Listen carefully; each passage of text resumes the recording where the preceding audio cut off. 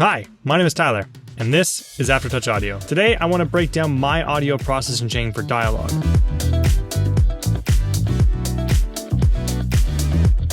The goal of dialogue processing is really to keep things sounding as natural as possible. When applying your plugins to your dialogue, try to keep them in an order which they do as little work as possible. The order in which you do your processing is just as important as what processing you apply. The very first thing I do when I get my dialogue mix is try to balance out the dialogue using clip gain, so everything is relatively consistent volume-wise. If your dialogue needs to be mixed up to -23 LUFS, then I aim for -23 LUFS. This not only helps with gain staging for all of your plugins, but it also helps you with being able to hear problems in your dialogue when all of your dialogue is relatively consistent. If you are a Pro Tools user, I use a program called Pro Loudness Control, which analyzes the loudness for each clip. Then I take the clip volume and raise it up until I hit my target level. Alternatively, you can use really any loudness meter, Ulean, Doro, WLM, or my personal favorite, VizLM. They're all fantastic tools for helping you set your clip gain levels. This step is probably the most important step to do, and it is the first step you should do before applying any amount of processing.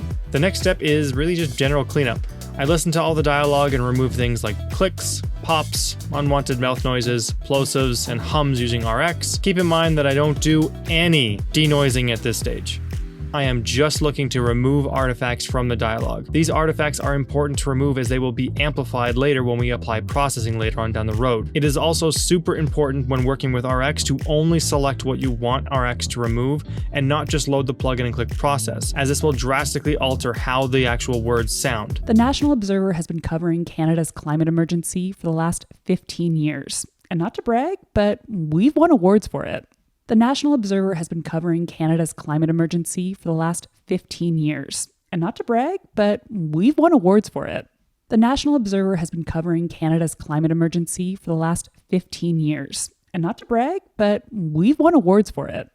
Okay, moving forward, we are actually applying plugins. It is super important to bypass and unbypass your plugins to make sure that what you are applying is constructive and not destructive. Remember to like and subscribe, it really helps out with the YouTube algorithm, and also just let me know what your favorite dialogue processing plugin is in the comments below.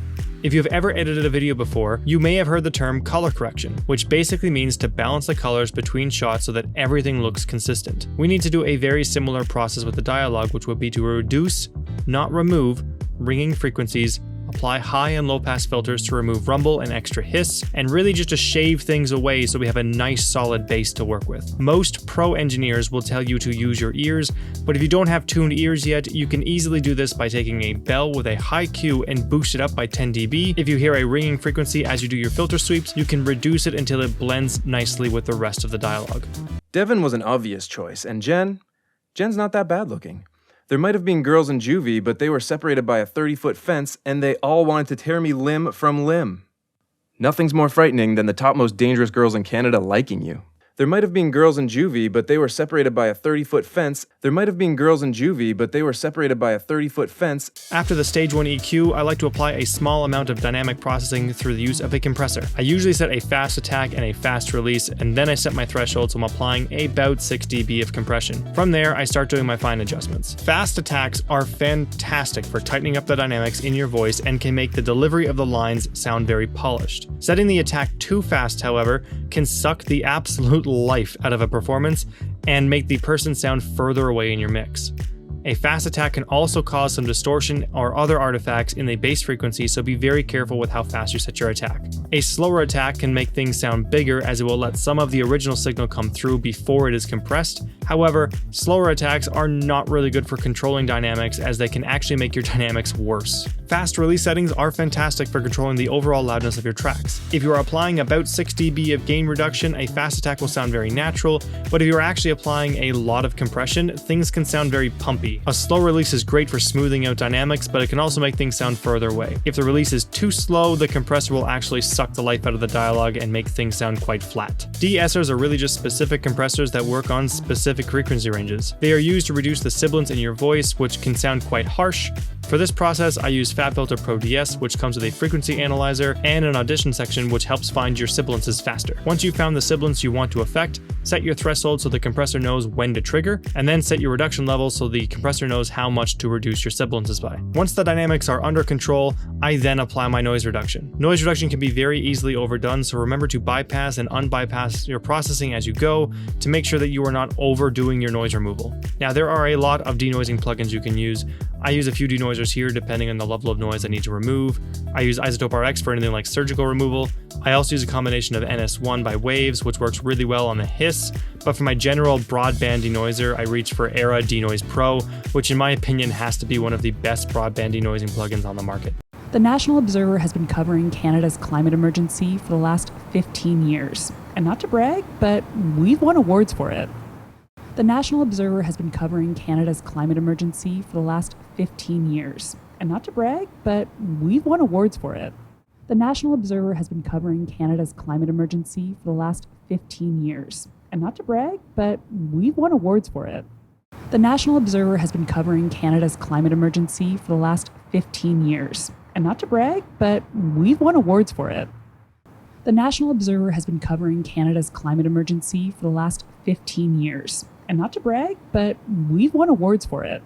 The National Observer has been covering Canada's climate emergency for the last 15 years. Using compressors, subtractive EQ, and a little bit of noise reduction can remove actually quite a bit from your voice, so I like to apply a super subtle, and I mean super subtle, harmonic exciter to my dialogue, which helps push the dialogue a little forward in the mix. This can very easily be overdone, so make sure to bypass and unbypass your plugins to make sure that the processing you're applying is constructive and not deconstructive. I'm talking like 2, 3, 4% here. The final amount of direct processing that I like to apply is an EQ, which is a shaping EQ. This EQ is placed here to reapply the high pass filter and widely boost frequencies to make sure that the voice sounds better. Subtlety is key here, but really listen to your dialogue and make sure that the best characteristics of your voice are being amplified. There might have been girls in juvie, but they were separated by a 30-foot fence, and they all wanted to tear me limb from limb.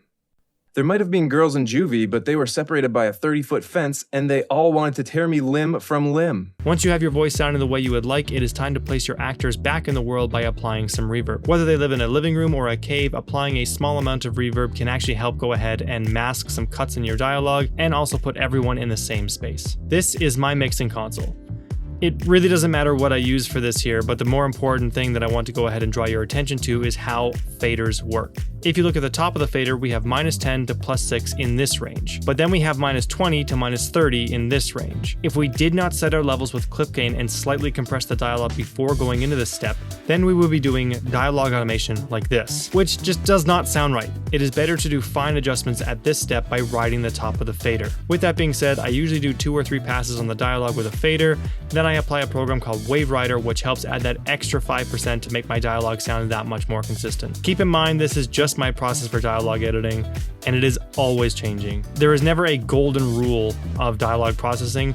The only real rule is just make it sound smooth.